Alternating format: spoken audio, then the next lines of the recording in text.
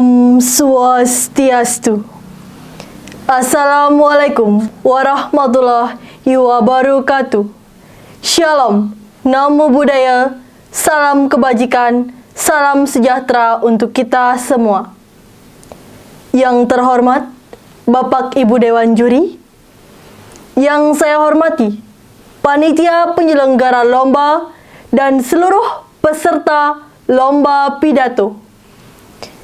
Marilah kita panjatkan puja dan puji syukur kehadirat Tuhan Yang Maha Esa, karena atas berkat dan rahmat-Nya, saya, Niloh Putu Dianawati, selaku perwakilan dari SMA Negeri 1 Rendang, dapat mengikuti lomba pidato ini.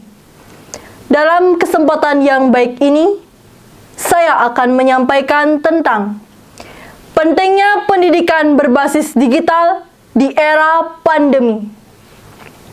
Saudara-saudara, saat ini kita telah masuk pada era revolusi industri 4.0. Era serba digital dalam segala hal dan bidang kehidupan kita. Mulai dari bidang industri, bidang telekomunikasi, dan bahkan di bidang pendidikan. Transformasi ke arah digital saat ini bertujuan untuk mempermudah segala hal yang kita lakukan dengan adanya bantuan teknologi informasi. Tidak ada lagi sekat, tidak ada lagi jarak. Teknologi informasi menawarkan fasilitas yang mudah dan cepat. Adanya pandemi COVID-19 secara tidak langsung dapat mempercepat proses transformasi kita dalam proses digitalisasi, khususnya dalam bidang pendidikan. Saat ini, kita, para siswa, hampir 2,5 tahun melaksanakan pembelajaran secara daring. Hal ini dikarenakan adanya pandemi COVID-19 yang mengharuskan pelaksanaan protokol kesehatan, pembatasan pertemuan langsung, dan kerumunan. Sehingga pembelajaran tatap muka yang harus ditiadakan dan diganti dengan pembelajaran daring. Saudara-saudara, kita akui di awal pelaksanaan pembelajaran online yang dilakukan di rumah, ada hal-hal yang menghambat, baik dari segi teknis maupun dari kesiapan diri kita. Dalam hal teknis, kita akui tidak semua dari kita memiliki fasilitas yang memadai untuk mengikuti pembelajaran daring. Seperti tidak adanya perangkat komputer ataupun tidak adanya koneksi internet yang bisa digunakan untuk mengikuti pembelajaran daring. Namun, seiring berjalannya waktu, pemerintah telah membantu kita dengan memberikan bantuan kuota bagi seluruh siswa dan mentransformasi sistem pendidikan sehingga semua hal yang mendukung pembelajaran bisa diakses melalui perangkat ponsel pintar. Sehingga kesulitan dari segi perangkat bisa diatasi. Dari segi kesiapan diri kita sendiri, kita akui perlu waktu untuk merubah dan mengikuti kebiasaan baru dalam belajar. Kita awalnya terbiasa untuk belajar di kelas, bertemu secara langsung, namun akhirnya diganti belajar dari rumah dan bertemu di dunia maya. Mungkin banyak halangan ketika pembelajaran tidak dilakukan dalam kelas, seperti suasana yang tidak mendukung dan kondusif seperti kita belajar di dalam kelas.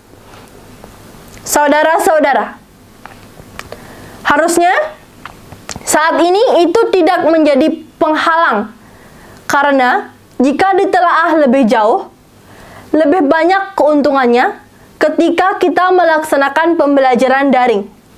Kita lebih fleksibel dalam melakukan pembelajaran, belajar di mana saja dan kapan saja. Selayaknya, sebagai generasi muda, harus mampu selalu dinamis dan selalu beradaptasi, memperbaharui pola pikir dan sikap kita, termasuk dalam hal belajar. Kita ketahui saat ini, pengetahuan tidak hanya bisa dapat dari sekolah. Ada banyak sumber lain yang bisa kita jadikan referensi. Kita bisa belajar dari YouTube, kita bisa belajar dari kursus-kursus daring, atau webinar yang sudah ada.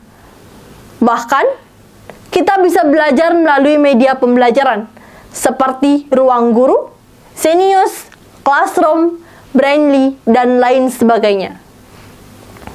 Pada hakikatnya, sumber belajar sudah sangat banyak dan mudah diakses saat ini. Tinggal bagaimana kita mengubah pola pikir dan sikap kita untuk lebih dinamis dan fleksibel dalam belajar. Saudara-saudara, agar bisa menjadi bangsa Indonesia yang maju, kita harus mampu beradaptasi dengan perubahan yang ada.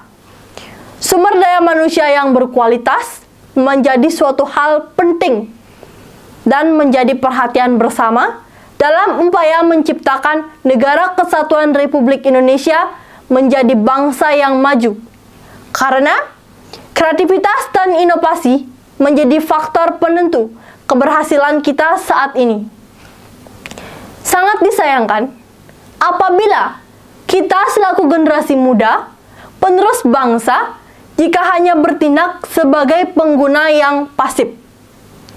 Kita harus mampu aktif ke depannya menjadi inovator, menjadi pemimpin, memiliki wawasan yang lebih luas dalam perkembangan teknologi, dan juga harus mampu berpikir kritis. Kita sebagai generasi muda, sebagai aset bangsa di masa depan, harus mampu memberikan kontribusi positif bagi bangsa dan negara. Jadi, saudara-saudara, mari kita sebagai generasi muda harus mampu melatih pola pikir terbuka, siap dengan perkembangan teknologi, mampu beradaptasi, dan senantiasa memperbaharui diri kita. Sebagai generasi muda, harus mampu memilih dan memilah mana informasi yang benar dan mana informasi yang salah. Karena kita mudah mengakses berbagai informasi dari berbagai media. Untuk itu, selektif dalam menerima informasi, saring dahulu informasinya. Jika informasi itu baik dan positif, barulah sharing. Ingat, saring sebelum sharing. Saudara-saudara sekalian, demikianlah yang dapat saya sampaikan. Semoga bermanfaat bagi kita semua. Mohon maaf apabila dalam penyampaian materi tadi ada tutur kata saya yang salah dan kurang berkenan di hati saudara-saudara. Akhir kata, saya ucapkan terima kasih. Salam sejahtera untuk kita semua. Salam kebajikan. Shalom. Namo Buddhaya. Wassalamualaikum warahmatullahi wabarakatuh. Om Santi Santi Santi Om.